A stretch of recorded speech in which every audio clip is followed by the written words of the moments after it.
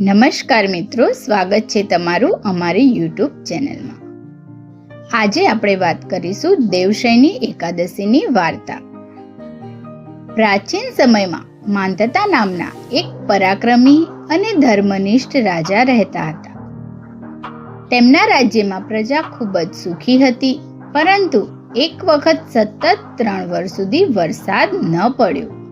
નદીઓ અને તળાવો સુકાઈ ગયા, પાક નિષ્ફળ ગયો, સમગ્ર રાજ્યમાં દુષ્કાળ ફેલાયો અને પ્રજા ખૂબ જ દુઃખી થઈ ગઈ હતી। રાજા મંધાતાના દુઃખી પ્રજાને જોઈને ખૂબ જ વ્યથિત થયા। તેઓ ઋષિ અંગિરાના આશ્રમમાં ગયા અને રાજ્યના દુઃખ દૂર કરવાનો ઉપાય પૂછ્યો।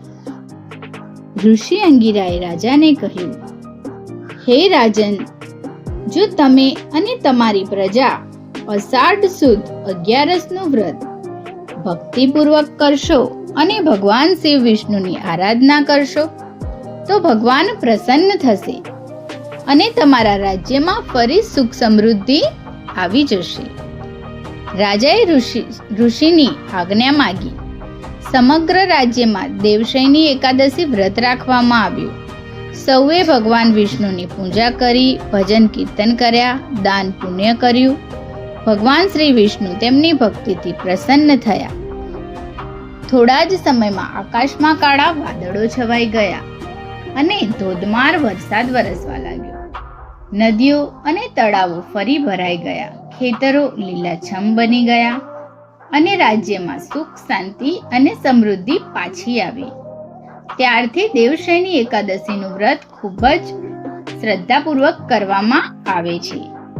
એવી માન્યતા છે કે આ દિવસે ભગવાન વિષ્ણુની ભક્તિ કરવાથી પાપોનો નાશ થાય છે, ઘરમાં સુખ સમૃદ્ધિ આવે છે અને જીવનમાં શાંતિ તથા સદબુદ્ધિ પ્રાપ્ત થાય છે।